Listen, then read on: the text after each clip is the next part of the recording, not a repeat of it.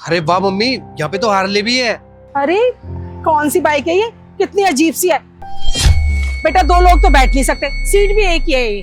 अरे मम्मी, इसका तो टोरा ही अलग है। जब इसको रोड पे लेके निकलते हैं ना, सब देखते हैं इसको चलते हुए। पूरे 20 लाख रुपए की आती है ये। 20 लाख की इतनी बेकार बाइक। अरे ऐसा क्या है इसमें 20 लाख की है। एक्सक्यूज मी मैम, इस बाइक में कुछ हो या ना हो, लेकिन ये आप लोगों की औकात से बाहर है। और हाँ प्लीज अपना हाथ हटा लीजिए, हमारी महंगी बाइक गंदी हो रही है। अरे ये किस तरह से बात कर रही हो तुम हमसे। बिल्कुल सही कह रही हूँ मैं, बेइज्जती तो बड़ी आसानी से कर रहे हो बाइक की। अरे खरीदने की औकात है क्या? अरे क्या औकात की बात कर रहे हो आप? 20 लाख रुपए की तो ये नहीं आती है, और ये तो सेकंड हैंड है ना। कितने की ही होगी ये? हाथी चाहे कितना भी बूढ़ा क्यों ना हो जाए, लेकिन उसकी कीमत ना गधे से ज्यादा ही होती है। भले ही ये बाइक सेकंड हैंड क्यों ना हो, लेकिन आप लोगों की औकात से फिर भी बाहर है। आप इधर आइए, मैं आपको दूसरी बाइक दिखाती हूँ। ये देखिए, ये है बिल्कुल सस्ती बाइक, 55-60 हजार में मिल जाएगी। आप लोगों के लिए एकदम परफेक्ट है, और मैं फाइनेंस भी करवा दूंगी। आराम से EMI भरते रहना। आइए। बेटा शायद ये ना हमें जानती नहीं है, छोड़ इसे। तुझे ये बाइक पसंद है, चाहिए तुझे ये?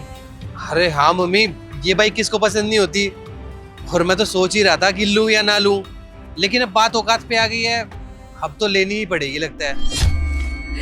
कैसे कैसे बेवकूफ लोग होते हैं दुनिया में। अरे इंसान की शक्ल देख के उसकी औकात का अंदाजा हो जाता है, और आप दोनों की शक्ल देख के ना साफ पता चल रहा है कि आपकी औकात नहीं है ये बाइक खरीदने की। फिर भी यहाँ खड़े होके इसको खरीदने की बातें कर रहे हो। बड़ा फालतू टाइम है आप लोगों के पास। मैडम, आप ना बस इसकी कीमत बताइए, खरीदना और ना खरीदना वो हमारे हाथ में है, ठीक है? देखिए, ना अपना टाइम वेस्ट कीजिए और ना हमारा। अरे बहुत महंगी बाइक है, आप नहीं खरीद पाएंगे। अरे आप इसकी कीमत बताइए तो सही, कितने की है ये? 10 लाख की है, खरीदनी है? बस 10 लाख? ठीक है बेटा, अरे अगर तुझे पसंद है तो 10 लाख क्या 50 लाख की भी होती ना तो भी हम खरीद ही लेते। दे देने पैसे। हाँ मम्मी।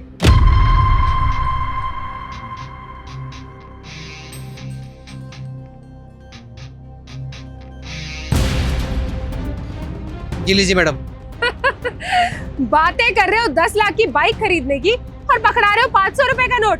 दिमाग खराब है क्या तुम दोनों का? तुम्हें क्या लगता है इस बाइक की कीमत 500 रुपए है, जो ये 500 रुपए का नोट मुझे पकड़ा रहे हो?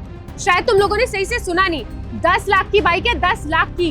वो क्या है ना मैडम, मेरे पास कोई प्लेन पेपर नहीं है। आप इस पे अपनी अकाउंट डिटेल लिख के दे दीजिए, आपके 10 लाख ट्रांसफर भी हो जाएंगे। देखिए, आप लोग कहीं मुझे पागल तो नहीं बना रहे हैं? अरे मैडम, मैं कोई पागल नहीं बना रहा। आप इस पे अकाउंट डिटेल तो लिखिए, पकड़िए आप। देखिए, आप लोग मेरे साथ इस तरीके का मजाक मत कीजिए। यहाँ पे हमें और भी बहुत काम होते हैं। अगर मेरे मैनेजर को पता चला तो वो गुस्सा करेंगे। आप अपने मैनेजर को बोलना कि आज आपके यहाँ पे ना धीरज दीक्षित आए हुए हैं। वो अपने आप बता दें कि कौन हूँ मैं। क्या आप सर, आपका नाम धीरज दीक्षित है? हाँ। I am so sorry sir, मुझसे बहुत बड़ी गलती हो गई। आप लोग यहाँ पे खड़े क्यों हैं? प्लीज अंदर ऑफिस में आइए ना, अंदर बैठ के बात करते हैं। आइए सर, आइए मैम, चलिए। सर आप मुझे पहले बता देते तो इतनी मिसअंडरस्टैंडिंग नहीं होती। आइए सर, प्लीज ऑफिस में बैठ के बात करते हैं।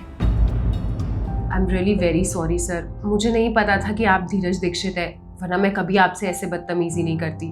And really sorry to you also ma'am, मैं कभी भी ऐसे आपसे बात नहीं करती अगर मुझे पता होता कि आप लोग कौन हैं। एक्सक्यूज मी मैम, वो अकाउंट में 11 लाख रुपए हैं। 12 लाख रुपए? मैं नहीं करवाई।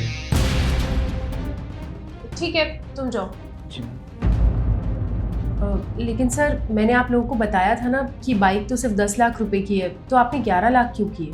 वो इसलिए ताकि आपको पता चल सके कि हमारी औकात क्या है। आपने मेरे सामने मेरी माँ की बेइज्जती की थी ना, अब तो आपको पता चल ही गया होगा कि 1-1 लाख रुपए तो हम टिप में दे देते हैं। सर, मैंने आपसे माफ़ी मांगी है उस चीज़ की। इवन मैंने मैम को भी 2-3 बार सॉरी बोल दिया है। सर प्लीज़, अगर आप ये बात भूल जाएंगे तो अच्छा होगा। भूलूंगा नहीं, और तुम्हारी गलती ना माफ़ी के लायक नहीं है। कोई भी बेटा ये चीज़ बर्दाश्त नहीं करेगा कि उसके सामने कोई उसकी माँ की बेइज्जती करे। और रही बात जॉब की, तो मैं तुम्हारे ओनर से खुद बात करूंगा और उनको बताऊंगा कि तुम कस्टमर के साथ कैसे डील करती हो, कैसे बदतमीजी करती हो। सर आई रिक्वेस्ट यू, आप प्लीज़ ऐसा मत करिए, मेरी नौकरी चली जाएगी। अरे नौकरी तो जानी भी चाहिए ना। जिस इंसान से हर महीने तुम तनख्वाह ले रही हो, उसके लिए जब ढंग से काम नहीं कर सकती तुम, तो फिर क्या फ़ायदा तुम्हें नौकरी पे रखने का।